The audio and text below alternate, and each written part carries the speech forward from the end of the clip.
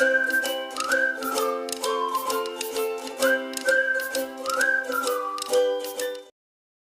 And welcome students. ये CG board class 8 science के chapter 11 chemical effects of electric current के explanation का second video है, जहाँ पे हम लोग पढ़ेंगे topic 11.3 electric conduction through fruits and vegetables and इससे आगे के पोर्शन को।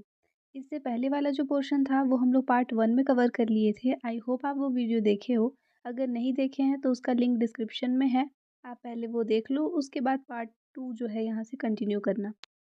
एक्टिविटी 4, क्या क्या मटेरियल्स चाहिए? तो पोटैटो, शुगर, कंडक्टिंग वायर, ताकि हम लोग एक इलेक्ट्रिक सर्किट पाथ बना सकें। आपको पोटैटो को कट करना है 2 इक्वल पार्ट्स में और एक इलेक्ट्रिक सर्किट पाथ बनाना है, जैसा कि फिगर 11.4 में दिया है, कॉपर वायर्स को इंसर्ट करके। तो पहले हम लोग फिगर 11.4 देख लेते हैं। यहाँ से समझ में आ जाएगा कि कैसे बनाना है आपको वो सर्किट। तो पहले पोटैटो लेना है जिसको हाफ कट किए हैं, उसके बाद उसमें वायर्स ऐसे डाल दिए हैं उसके अंदर। तो एक साइड से वायर को आपको कनेक्ट करना है कंपास निडल से, जैसा हम लोग पहले करते थे, एक खाली मैच बॉक्स और उसके अंदर में कंपास निडल रखा हुआ। इसी लेसन में पार्ट 1 में हम लोग देखे थे ये सेटअप। और उसके बाद में फिर उसको बैटरी के पॉजिटिव टर्मिनल से कनेक्ट कर देना है। नेक्स्ट वाले साइड से ऐसे ला करके उसको बैटरी के नेगेटिव टर्मिनल से आपको कनेक्ट कर देना है। ऐसे करके आपका ये सर्किट जो है वो कंप्लीट हो जाएगा। और पोटैटो जो है, इसकी जगह पे हम लोग पहले लिक्विड ले रहे थे, तो अब की बार आपके पास में ये पोटैटो है, तो ये इस सर्किट को कंप्लीट कर रहा है कि नहीं कर रहा है ये समझ में आएगा। अगर करंट फ्लो हो गया दैट मीन्स वो सर्किट कंप्लीट किया था। तो कुछ टाइम के बाद में आप नोटिस करोगे कि ग्रीनिश ब्लू कलर का स्पॉट जो है वो पोटैटो के आसपास आपको देखने मिलता है एक वायर के पास, और वहीं पे जो दूसरा वायर होता है उसके पास में ऐसा कोई भी स्पॉट जो है वो नहीं बना। इसी एक्टिविटी को आपको 2-3 टाइम्स रिपीट करना है और आप देखोगे कि हर बार जब वायर को ऐसे कनेक्ट करते हैं पॉजिटिव टर्मिनल से, तो जो पॉजिटिव टर्मिनल से कनेक्टेड वाला साइड है वहाँ पे ग्रीनिश ब्लू कलर का स्पॉट आपको हमेशा दिखेगा। इसका सिंपल मीनिंग ये है कि जो इलेक्ट्रिक करंट है वो पास हुआ था पोटैटो से होकर के और केमिकल इफ़ेक्ट प्रोड्यूस किया था, तभी तो उसमें ये चेंजेस आए। अगर सर्किट कंप्लीट होता ही नहीं तो चेंजेस नहीं आते।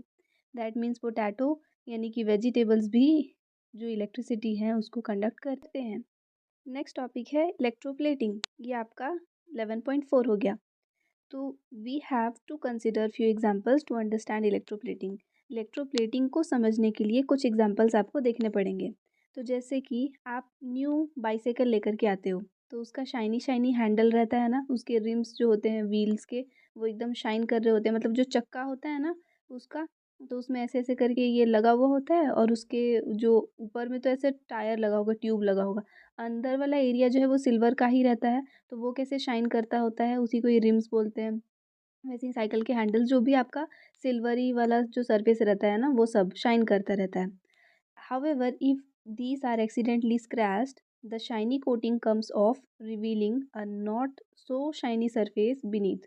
तो क्या होता है कि अगर अब ये एक्सीडेंटली इसमें कभी कोई स्क्रैच आ जाए, तो जो उसका शाइनी वाला कोटिंग है वो निकल जाता है और अंदर में उतना ज़्यादा शाइनी सरफेस जो नहीं है वो बाहर आ जाता है।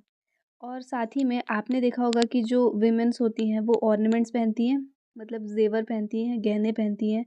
तो अगर वो गोल्ड का बना हुआ है तो वो शाइन करता ही है, और अगर गोल्ड नहीं भी है, ग्लो गोल्ड का प्लेटिंग है जैसे, तब भी वो शाइन कर रहा होता है। लेकिन रिपीटेडली उसको यूज़ करने से क्या होता है, जो गोल्ड का कोटिंग था वो उतर जाता है और अंदर में अगर सिल्वर है या फिर कोई दूसरा मेटल है तो वो नज़र आने लगता है, मतलब उसका शाइन जो है वो चला जाता है।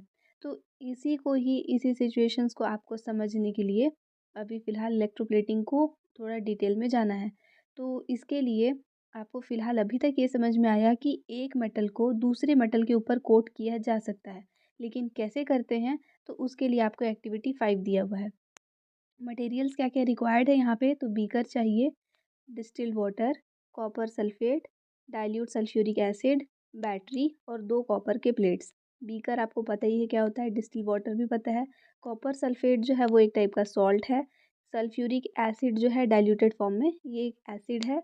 बैटरी चाहिए और कॉपर के प्लेट्स। तो आपको 200 ml डिस्टिल्ड वाटर लेना है किसी भी क्लीन या ड्राई बीकर में, और उसमें आपको 2 टीस्पून भर के कॉपर सल्फेट डालना है। कॉपर सल्फेट जो है वो सॉल्ट जैसा होता है, सॉल्ट ही होता है, और जब आप उसको वाटर में ऐड करोगे ना, तो वाटर जो है वो ब्लू कलर का हो जाता है। ब्लू कलर का एक सॉल्यूशन बना लेता है कॉपर सल्फेट। अब आपको कुछ ड्रॉप्स इसमें डाइल्यूट सल्फ्यूरिक एसिड के भी डालने हैं, ताकि आपका जो सॉल्यूशन बना है वो और ज़्यादा कंडक्टिंग हो जाए। डिस्टिल वाटर जो है वो पुअर कंडक्टर है इलेक्ट्रिसिटी का, इसमें से इलेक्ट्रिसिटी पास नहीं होता है। तो इसीलिए हम लोग इसमें इलेक्ट्रोलाइट्स मिला रहे हैं, मतलब वो सारी चीज़ें मिला रहे हैं जिसकी वजह से वो इलेक्ट्रिसिटी कंडक्ट करे। तो हम लोग सॉल्ट डाल दिए और साथ ही में थोड़ा सा एसिड भी डाल दिए ताकि और ज़्यादा कंडक्ट करे वो। अब क्लीन कॉपर प्लेट्स लेने हैं आपको। साइज़ जो है वो 10 सेंटीमीटर इंटू 1 सेंटीमीटर होना चाहिए और उसको सैंड पेपर से रब करना है। सैंड पेपर से रब करने से अगर उसके ऊपर कोई भी दूसरे सब्सटेंस चिपके हुए हैं तो वो सारे निकल जाएंगे। उसके बाद आपको उसको रिंस करना है, मतलब धुल देना है अच्छे से पानी से और उसको ड्राई होने देना है। फिर उसको कनेक्ट करेंगे कॉपर प्लेट्स को बैटरी से, और उसके बाद इन प्लेट्स को कम्प्लीटली इमर्स कर देंगे जो कॉपर सल्फेट सॉल्यूशन बनाए हैं उसके अंदर। इमर्स करना मतलब पूरा डुबा देना। जो हम लोग सॉल्यूशन बनाए थे डिस्टिल वाटर में कॉपर सल्फेट और एसिड को डाल के, उसी सॉल्यूशन में इन कॉपर प्लेट्स को आपको पूरा डुबा देना है और इलेक्ट्रिक करंट को पास होने देना है अबाउट 15 मिनट्स के लिए।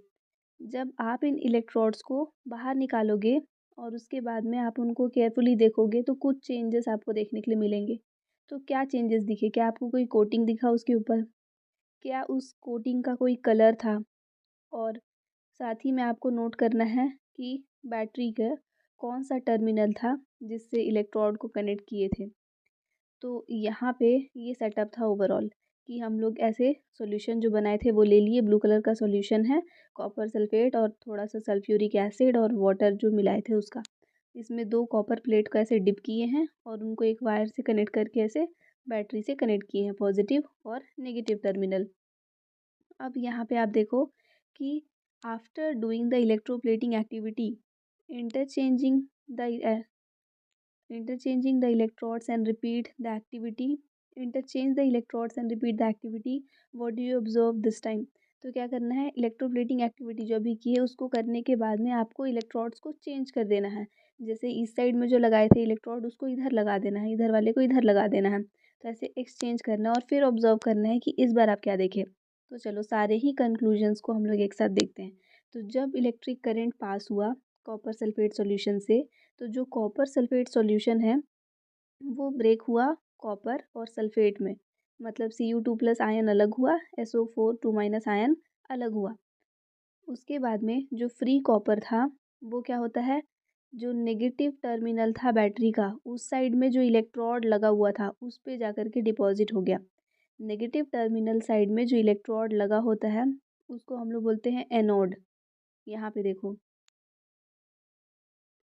ये वाला आपका नेगेटिवली चार्ज इलेक्ट्रोड होता है एनोड। ये वाला आपका पॉजिटिवली चार्ज होता है इलेक्ट्रोड जिसको कि कैथोड बोलते हैं। तो यहाँ पे आपको ऐसा बोल रहा है कि जब जैसे ही इलेक्ट्रिसिटी पास कराए तो कॉपर सल्फेट सॉल्यूशन ब्रेक हो गया कॉपर में और सल्फेट में, और उसके बाद में जो नेगेटिव टर्मिनल था बैटरी का उस साइड में वो डिपॉजिट हुआ। अब क्योंकि यहाँ पे सॉल्यूशन में से कॉपर सल्फेट लॉस हुआ है तो ऑब्वियस है कि सॉल्यूशन का जो कलर है वो चेंज होगा। वहीं दूसरी तरफ जो कॉपर प्लेट था उसमें से जितना अमाउंट ऑफ कॉपर यहाँ सॉल्यूशन में से निकला है ना, उतनी ही अमाउंट ऑफ कॉपर जो है वो उस रॉड में से निकल करके उस सॉल्यूशन के अंदर आना चालू होता है। दैट मीन्स एक तरफ से जो आपका सॉल्यूशन है उसमें से कॉपर निकल के रॉड के ऊपर चिपक रहा है, दूसरी तरफ से रॉड में से कॉपर निकल के वापस सॉल्यूशन में आ रहा है।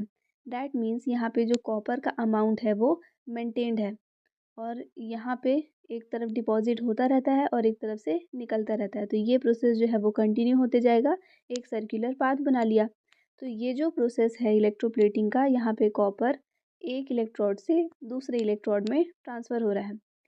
अब इस सॉल्यूशन में जब हम लोग करंट पास करेंगे तो जो कॉपर प्लेट है जो पॉजिटिव टर्मिनल ऑफ बैटरी से लगा है और जो कार्बन रॉड है उसको कनेक्ट करे हैं नेगेटिव टर्मिनल से बैटरी के, तो आपको सक्सेसफुली ऑब्टेन हो जाएगा एक कॉपर प्लेट जिसके ऊपर कार्बन पूरा, मतलब एक कार्बन रॉड जिसके ऊपर पूरा कॉपर का कोटिंग है। इसी प्रोसेस को हम लोग बोलते हैं इलेक्ट्रोप्लेटिंग, मतलब the process of depositing a layer of any desired metal on another material by means of electricity. तो ये आपका इलेक्ट्रोप्लेटिंग का डेफिनेशन हो गया कि किसी भी मटेरियल के ऊपर जो हम लोगों को मेटल चाहिए उस डिज़ायर्ड मेटल का एक कोटिंग करना, इस इलेक्ट्रिसिटी के हेल्प से, ये प्रोसेस इलेक्ट्रोप्लेटिंग कहा जाता है।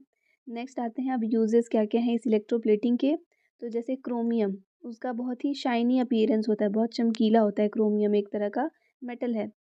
तो ये जो है वो कोरोड भी नहीं होता है, मतलब कि जैसे आयरन का कोरोड होना मतलब ज़ंग लगना, आयरन में ज़ंग लग जाता है ना, वो ख़राब हो जाता है। वैसे ही क्रोमियम जो है वो कोरोड नहीं होता है, उसमें स्क्रैचेस भी नहीं पड़ते हैं। लेकिन क्रोमियम जो है वो बहुत ज़्यादा एक्सपेंसिव होता है और इकोनॉमिकली वो हर किसी के लिए अफोर्डेबल नहीं है। तो अगर आपको कोई ऑब्जेक्ट बनाना है क्रोमियम का, तो पूरा क्रोमियम यूज़ करेंगे, ये पॉसिबल नहीं है। तो क्या करते हैं, कोई भी दूसरे ऑब्जेक्ट से आप चीज़ें बना लो, कोई भी चीप मेटल यूज़ करके उसका चीज़ बना लो और उसके ऊपर क्रोमियम का कोटिंग कर दिए। तो जो जो क्रोमियम के आपको प्रॉपर्टीज़ मिल रहे हैं वो सारे उसमें मिल भी जाएंगे और less amount of chromium use होगा, जिसकी वजह से आपका ज़्यादा खर्च नहीं आएगा। तो क्रोमियम का प्लेटिंग करके बहुत सारे ऑब्जेक्ट्स बनाए जाते हैं, जैसे कि कार पार्ट्स होते हैं, कार के बहुत सारे पार्ट्स हैं जो क्रोमियम प्लेटेड होते हैं, ताकि उसमें स्क्रैच भी नहीं आए और वो ख़राब मत हो। बाथ टैप्स दिए हैं और किचन गैस बर्नर्स, बाइसाइकिल के जो हैंडल बार्स होते हैं वो, और जो व्हील रिम्स होते हैं बहुत सारे ऑब्जेक्ट्स के, वो सब कुछ बनाए जाते हैं। नेक्स्ट यूज़ दिया है, ज्वेलर्स इलेक्ट्रोप्लेट करते हैं सिल्वर और गोल्ड को लेस एक्सपेंसिव मेटल्स के ऊपर, जैसे कि पीतल या तांबा का ज्वेलरी बना के और उसके ऊपर में सिल्वर या गोल्ड का कोटिंग कर देते हैं। तो वैसे में वो दिखता बिल्कुल गोल्ड या सिल्वर जैसा है और ज़्यादा एक्सपेंसिव भी नहीं होता है। नेक्स्ट उसके बाद में electroplating is use to obtain pure metals from their ores. Metal जो है उसको ओर से एक्सट्रैक्ट करते हैं ना, तो ओर में से इसी मेटल को एक्सट्रैक्ट करने के लिए इलेक्ट्रोप्लेटिंग का प्रोसेस जो है वो यूज़ होता है। इलेक्ट्रोलिसिस इस मेथड का यूज़ करते हैं प्योर मेटल्स में से इम्प्योरिटीज़ निकालने के लिए, या फिर ऐसा बोल लो, इम्प्योरिटीज़ अलग करके प्योर मेटल को सेपरेट करने के लिए।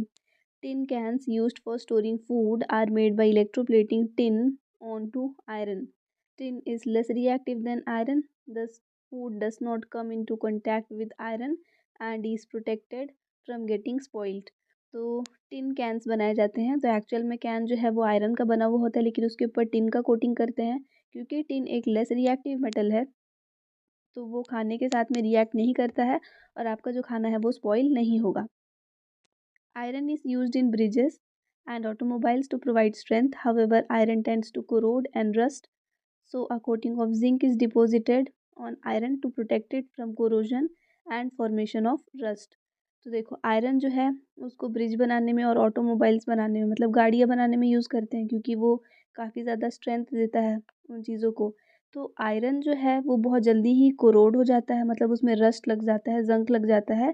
तो उस चीज़ से बचने के लिए आयरन के ऊपर ज़िंक का कोटिंग करा जाता है। ये जो ज़िंक है वो उसको कोरोड भी नहीं होने देगा, मतलब रस्टिंग से बचाएगा और ज़्यादा टाइम तक आपका आयरन जो है वो चलेगा भी। इस प्रोसेस को ना coating of zinc over iron, इस प्रोसेस को गैल्वेनाइजेशन बोलते हैं।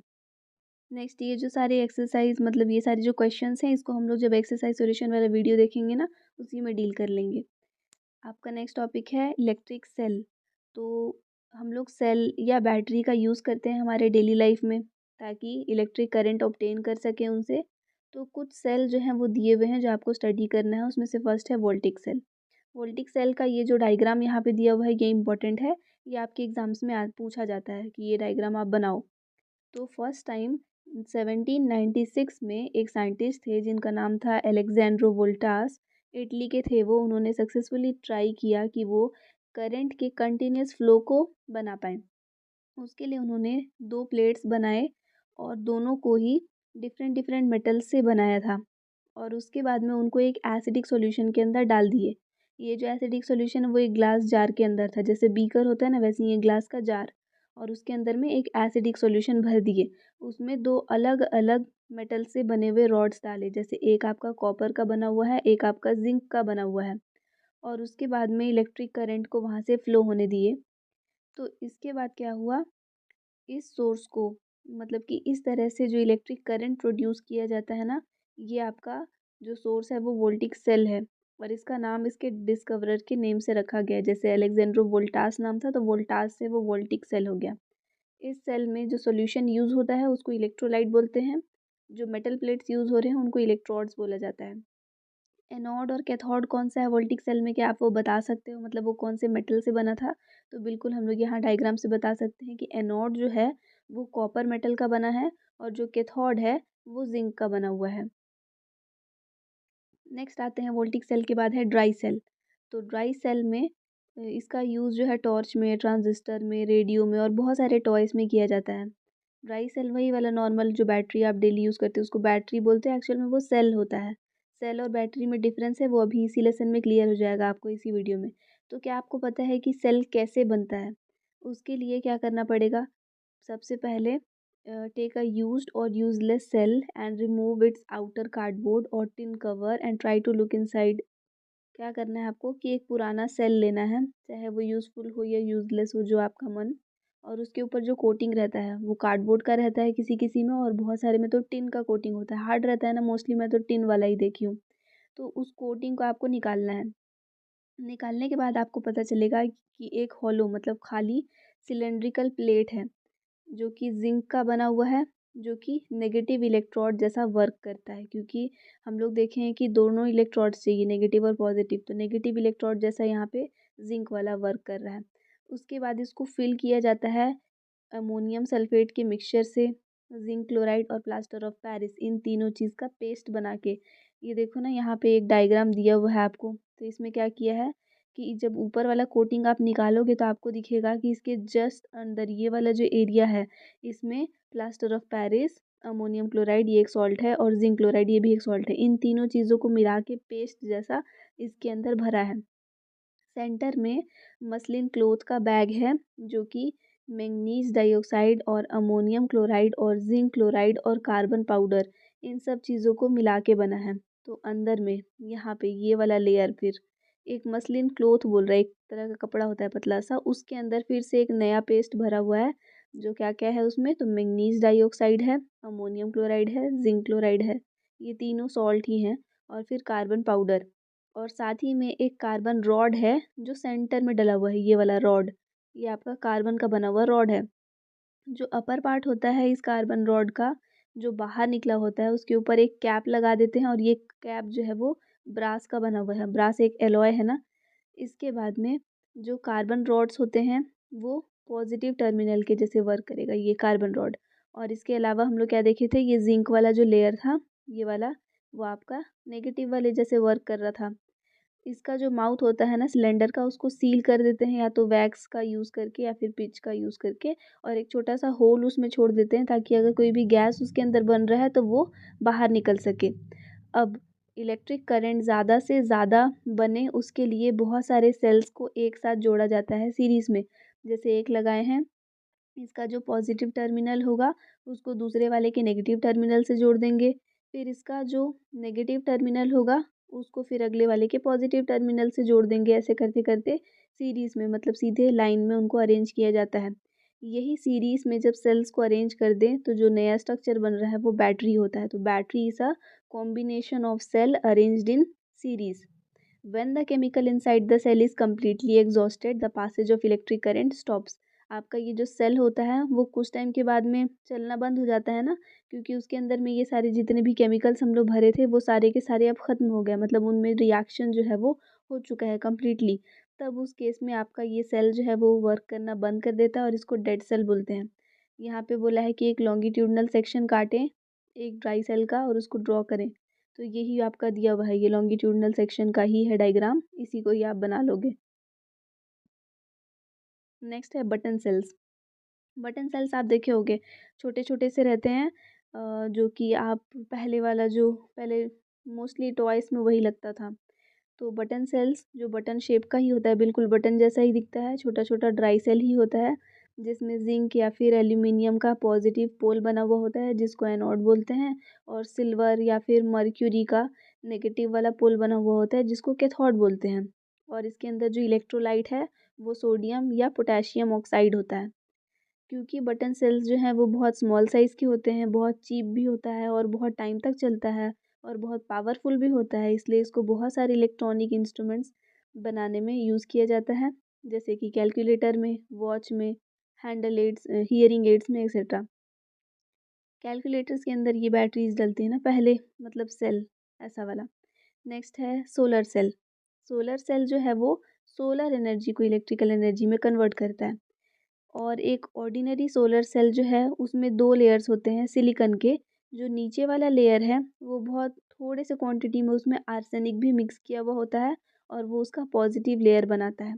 जो ऊपर वाला लेयर है वो उसमें स्मॉल क्वांटिटी ऑफ बोरोन मिला हुआ होता है और वो उसका नेगेटिव लेयर बनाता है। आपको दोनों याद करना है कि 2 लेयर्स थे, उसमें से नीचे वाले लेयर में आर्सेनिक मिलाए हैं और वो पॉजिटिव टर्मिनल बनाया, ऊपर वाले लेयर में बोरोन मिलाए हैं और वो नेगेटिव टर्मिनल बनाया। जब सनलाइट उसके ऊपर पड़ता है तो इस अरेंजमेंट की वजह से इलेक्ट्रिक करंट जो है वो प्रोड्यूस होता है। और इसका यूज़ करके मतलब इसको एज अ करंट वो फ्लो भी होने लगता है, जो बहुत वीक भी होता है। और इसका क्वांटिटी बढ़ाने के लिए सोलर सेल्स को भी सीरीज में अटैच कर देते हैं। यूजेस क्या क्या हैं, तो ये वॉच में, कैलकुलेटर में, ट्रांजिस्टर में और आर्टिफिशियल सैटेलाइट्स में यूज़ होता है। इसके अलावा कुकिंग में और पानी गर्म करने में, और इल्यूमिनेटिंग द स्ट्रीट, मतलब कि जो स्ट्रीट होता है, स्ट्रीट लाइट्स जो लगे हुए होते हैं, ज़्यादातर की सोलर लाइट्स होते हैं, मतलब कि सोलर एनर्जी को वो ऐसे कन्वर्ट करके चल रहे होते हैं। अब इसके बाद आपका लेसन का एक्सप्लेनेशन कंप्लीट हो गया। हम लोग क्या पढ़े इस लेसन में, तो कुछ लिक्विड्स जो हैं वो गुड कंडक्टर होते हैं और कुछ है जो पुअर कंडक्टर होते हैं इलेक्ट्रिसिटी के। ज़्यादातर लिक्विड्स इलेक्ट्रिसिटी को कंडक्ट या पास करते हैं, जैसे कि वो एसिड, बेस या फिर सॉल्ट हो, किसी भी टाइप का सॉल्यूशन बनाए।